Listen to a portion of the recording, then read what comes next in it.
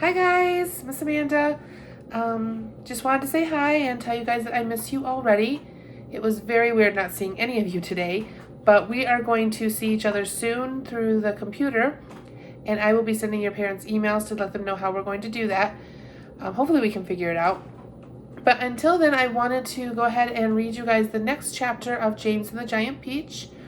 Where when we left off, James Henry Trotter was living with Aunt Sponge and Aunt Spiker because his parents had been eaten by an escaped rhinoceros when they were visiting London.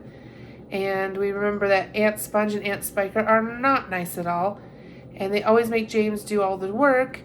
And one day while he was out in the yard chopping firewood with an axe that was way too big for him, he met an old man in a green suit, who gave him a bag full of magic something. It was green, it was glowing, it was wiggling. He told James to mix it with some water and a bunch of other gross stuff and then to drink it, and magical, incredible things would happen to him.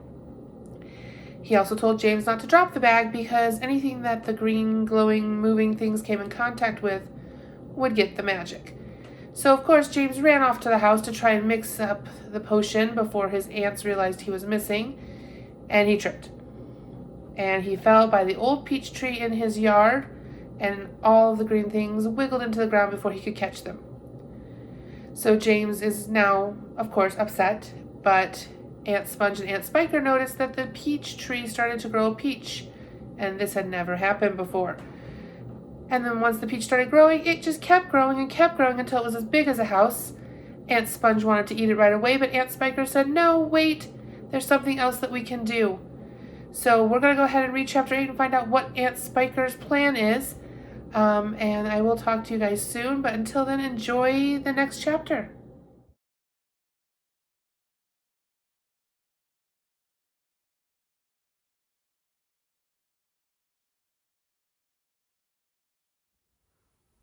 Chapter 8. The news that a peach almost as big as a house had suddenly appeared in someone's garden spread like wildfire across the countryside. And the next day a stream of people came scrambling up the steep hill to gaze upon this marvel. Quickly Aunt Sponge and Aunt Spiker called in carpenters and had them build a strong fence around the peach to save it from the crowd. And at the same time, these two crafty women stationed themselves at the front gate with a large bunch of tickets and started charging everyone for coming in. "Roll up," Aunt Spiker yelled. "Only 1 shilling to see the giant peach." "Half price for children under 6 weeks old," Aunt Sponge shouted. "One at a time, please. Don't push. You're all going to get in." "Hey, you, come back there. You haven't paid." By lunchtime, the whole place was a seething mass of men, women, and children, all pushing and shoving to get a glimpse of this miraculous fruit.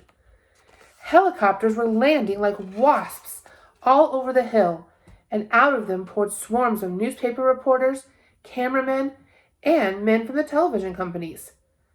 "It'll cost you double to bring in a camera," Aunt Spiker shouted. All right, they answered. "We don't care." And the money came rolling into the pockets of these two greedy aunts.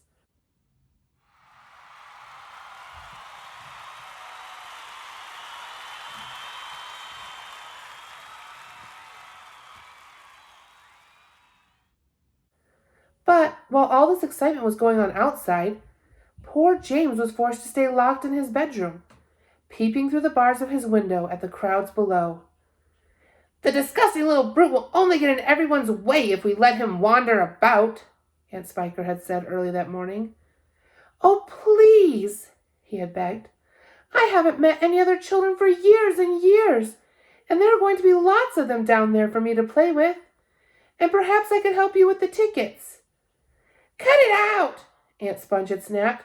"Your Aunt Spiker and I are about to become millionaires, and the last thing we want is the likes of you messing things up and getting in the way."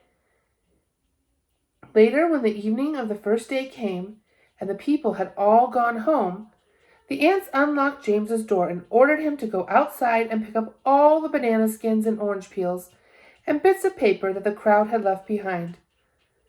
"Could I please have something to eat first?" he asked. "I haven't had a thing all day." No, they shouted, kicking him out the door.